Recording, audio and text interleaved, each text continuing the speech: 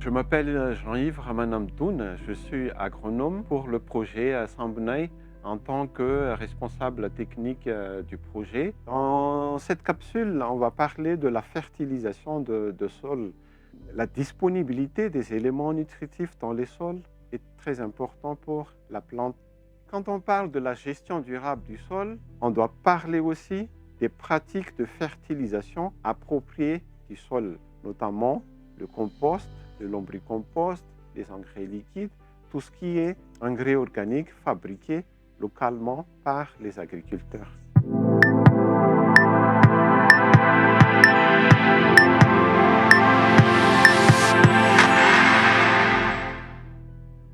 Je m'appelle Sedna Houza, je suis agronome, je suis le responsable programme de la thématique agriculture durable. Je travaille dans une association locale, comme on l'a appelée, Association DOMA. Nous avons jugé nécessaire d'introduire d'autres alternatives qui seront faciles à l'accès et faciles à produire chez les producteurs pour restituer et faire la fertilisation de leurs parcelles. Et nous leur proposons le lombricompost. C'est un engrais organique qu'on produit à partir des vers de terre. Ces vers de terre, on les achetait à Madagascar via Comores, parce qu'ici on ne le trouve pas. Et aussi nous sommes les pionniers les pionniers ou bien les vulgarisateurs de cette technique. Pour avoir un peu plus rapidement cet engrais organique, nous utilisons les épluchures de bananes, les troncs de bananes, des cartons, aussi les bousses de vache. On mélange, on fait un peu de compost. On laisse 2 à 3 jours et puis on dépose les vers de terre dans ce compost et pendant 1 mois et demi, 2 mois, on obtient le lombricompost. Pour éviter que le lombris s'y fonce dans le sol, on fait un lit et on surélève et puis on le couvre parce que c'est très apprécié par les rongeurs, entre autres les hérissons, les oiseaux. Les avantages de cet engrais, c'est qu'il permet d'apporter des éléments nutritifs au niveau de la plante. Ça permet aussi aux agriculteurs d'avoir une autre alternative non compromettante à l'environnement pour fertiliser leur sol. Ça permet aussi de garder un peu d'humidité au niveau du sol, étant donné que nos sols ici à Grande Comore, c'est très perméable et aussi ça améliore la structure du sol. Les désavantages de cette pratique, c'est que l'accès au lombris, ça demande aussi un peu de technicité. Par exemple, s'il n'arrive pas à contrôler la température ou bien l'humidité, le processus, on ne peut pas avoir de lombris. Bonjour, je réponds au nom de Mounira Mohamed, ingénieure en agroécologie horticole. Je travaille au CER2, Centre rural de développement économique de Dibouani à Malingo. Je suis la responsable du périmètre d'expérimentation, de démonstration et de multiplication. Le compostage n'était pas vraiment bien assimilé dans la zone. Ce n'est qu'à partir de l'installation du centre qu'on a mis en place le compostage. Le but, c'est de diminuer l'utilisation de produits chimiques. Pour faire du compost, on a besoin de matière azotée, par exemple le fumier de vache, et de matière carbonée. Ça, on en a beaucoup ici dans la zone. Le but, c'est d'alterner matière carbonée, matière azotée. Pour arriver à maturité, ça va passer par plusieurs phases. Une phase, il n'y aura pas de température élevée, l'autre avec beaucoup de température.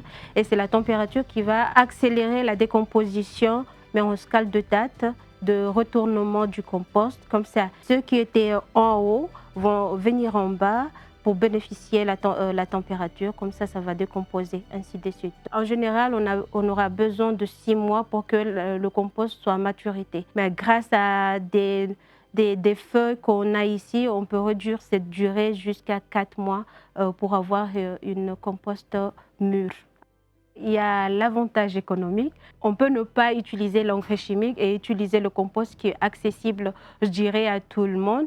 Deuxième avantage, au lieu de faire le feu de brousse, qui est maintenant un peu dangereux, on peut utiliser la matière carbonée pour faire du compost. Parmi les contraintes, on peut citer l'inaccessibilité à tout le monde de trouver les matières azotées. On peut aller chez le voisin pour en chercher, mais le fait d'aller amener une brouette pour ramasser et aller au champ, c'est un peu pénible pour les paysans d'en faire.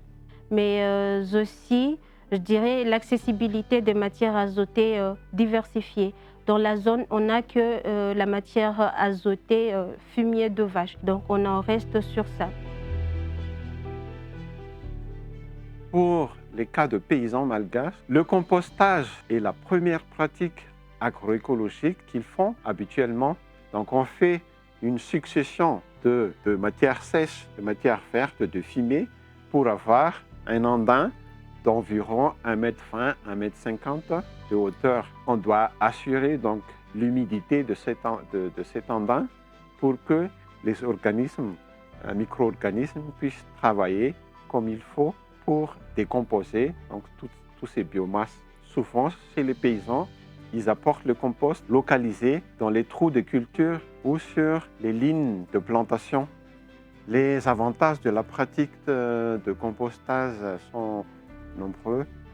Premièrement, donc, en tant que fertilisant organique, ça permet donc d'apporter des éléments nutritifs dans le sol pour les cultures, notamment donc l'apport en azote, en phosphore et en potassium. L'utilisation de compost permet donc d'améliorer la structure du sol. Donc c'est un avantage qu'on n'a pas avec les engrais chimiques. Les éléments nutritifs dans le compost seront libérés petit à petit pendant plus longtemps. Donc on dit qu'il y a encore les effets pour le deuxième culture que le paysan cultive sur leur parcelle. Un autre avantage de la pratique de compostage est par rapport au volume de fertilisants que le paysan peut avoir. Ils peuvent tripler ou quadrupler la quantité de fertilisants organiques qu'ils utilisent sur tous ces parcelles. Le principal inconvénient de cette pratique de compostage est toujours le main-d'œuvre. Ça demande plus de main-d'œuvre pour le paysan. Avant, donc, il utilise directement le fumier sans traitement. Donc, il n'a qu'à aller chercher le fumier dans l'étable et le transporter au champ. Un autre inconvénient pour le compostage, parce que normalement, le paysan doit fabriquer le compost continuellement, c'est-à-dire pendant toute l'année, mais en période sèche, donc il est difficile de trouver la disponibilité de biomasse, limite donc la fabrication de compost. Je m'appelle Nelson et je suis le chairman de l'association LFPA, Local Food Producers Association, et c'était existant depuis 2017. On a fait plusieurs tests avec des composts. Là, en ce moment, on a commencé de faire des tests avec des Titonia, avec des Goumont et de la coco aussi. Pourquoi j'ai utilisé seaweed? Parce que le seaweed, c'est une matière organique qui souffre assez vite et c'est nitrogenous. Et les Titonia, il y a beaucoup NPK dedans. Et aussi, c'est une insecticide pour le nématode aussi. Mais on ne sait pas si pour les autres insectes. Le bénéfice, moi, que je trouvais sur ma ferme quand j'ai utilisé le compostage avec les algues, mon terrain, au début, la terre était rouge. La première chose qu'on a fait, on a mis le bagascan. Et ça a dégradé pendant 1 an. Après ça, on a ajouté le compost d'algues. C'est une matière qu'on trouve en abondance et ça décompose vite. Ça chauffe vite aussi. J'ai vu mon couleur des matières à changer. Le structure des matières aussi, ça a changé parce que quand tu prends une terre, tu mets dans ta main, tu peux voir comment les structures, tu sens aussi comment c'est. Tu remarques qu'il y a beaucoup de matière organique dedans aussi. Même les algues, je n'utilise pas juste dans le compost. Les algues, j'utilise avec des pieds bananes. Le plantain, c'est une banane qui a beaucoup de banana weevil qui attaque. Ça, c'est commun, je pense, partout dans l'océan Indien. Ça attaque les racines, ça monte dans le cœur de les bananes et ça attaque les bananes. Et quand tu arroses ton banane avec les algues tout autour, là, le sel descend dans les racines et ça coupe ces insectes. Bonjour, je m'appelle Johan Mendez. Je suis hydrogéologue et président du comité du bassin versant de Bel-Hazard, qui est l'association qui s'occupe de la gestion des zones humides qui ont été restaurées après le projet d'adaptation au changement climatique. Alors, le principe de la culture sur but, ça part d'un recyclage de déchets verts. Donc on utilise beaucoup de bois pour créer ces buttes. Donc l'idée c'est de récupérer tout ce qui est bois envahissant du défrichage communautaire qu'on avait fait. Et donc ce bois en fait c'est une manière de remettre le carbone dans le sol. Donc on va l'enterrer de manière on va dire un peu comme des lasagnes. On va mettre d'abord les gros morceaux de bois au fond. Ensuite on va mettre des plus petits morceaux, on va créer une espèce de pyramide comme ça de bois. On va mettre ensuite les rameaux par-dessus. Ensuite, on va repasser l'herbe coupée. Et avant de recouvrir le tout, pas avec du sol, du topsoil, on va mettre tout ce qui est amendement, donc un peu d'algues, on peut mettre aussi de la cendre, on peut mettre un peu de fumier. Et on met aussi des déchets de poissons. Ici, on en a pas mal. Et donc ensuite, le tout est recouvert d'humus. Et donc ça permet, si vous voulez, d'avoir tous les nutriments déjà prêts dans le sol.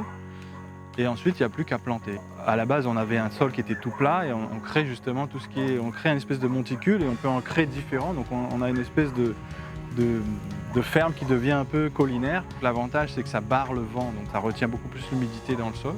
On a moins d'évaporation et on crée des étages. Donc on peut planter différentes variétés. Des variétés plus humides entre deux buttes. Et en haut des buttes, on peut planter des variétés qui ont besoin moins d'eau.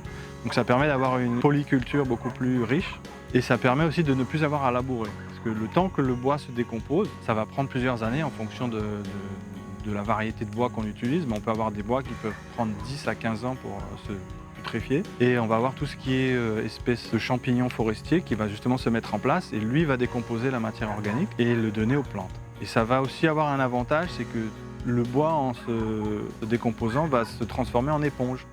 Et donc il va absorber l'eau de pluie. Et donc vous n'aurez plus besoin d'arroser, puisqu'il y aura déjà un stock d'eau à l'intérieur. En retenant l'eau, ça va faire baisser la température du sol. Et donc on va avoir vraiment un sol équivalent à un sol de forêt. Donc c'est un travail après sur le long terme qui est beaucoup moins fatigant pour l'agriculteur. Et le deuxième avantage aussi que ça a, c'est que ça remet du carbone dans le sol, donc vous n'avez plus besoin d'aller chercher des amendements. Le seul désavantage, c'est qu'au départ, si vous utilisez du déchet vert, le temps que le déchet vert se décompose en carbone, il va absorber de l'azote. Donc vous aurez besoin, dans les premiers mois, d'amener de l'engrais en azote. Donc ça peut être de l'urée. Donc nous, ce qu'on essaye de faire là, c'est justement de le faire par rapport à l'urine confite, une tradition ancestrale ici dans l'agriculture. Donc de récupérer l'urine pour en faire de l'urée, donc qui est de l'azote complet. Mais ça peut être aussi fait par rapport, si vous amenez des herbes fraîchement coupées, donc qui sont bien vertes, ou alors des plantes qui remettent de l'azote dans le sol. Donc ça, ce sera au début, pendant les 6 premiers mois. Mais ensuite, après, la butte, elle est auto-fertile. On appelle ça aussi butte permacole, donc en permanence, elle va apporter des nutriments dans le sol. Et donc là, on avait des buttes au départ qui faisaient 2 mètres de haut. Donc là, elles ont 1 an, 2 ans. Donc on a déjà des arbres fruitiers qui apportent des fruits dessus. On ne s'en est pas occupé, on n'a pas rajouté encore d'engrais ou quoi que ce soit. Ça lui-même arrosé parce que la plante après fait la symbiose avec le champignon, le mycélium. Et donc c'est le mycélium ensuite qui travaille avec la plante et c'est un écosystème qui fonctionne par lui-même. Nous avons vu donc les différentes pratiques agroécologiques de fertilisation du sol. Ça améliore la structure du sol, ça donne la vie au sol, ça développe les micro-organismes dans le sol, mais aussi ça permet d'avoir des produits de qualité, des produits sains, des produits de meilleur goût, mais aussi des produits qui se conservent plus longtemps. Ce qui est important en fait, c'est que les agriculteurs peuvent fabriquer leur propre engrais à partir de matières premières disponibles localement.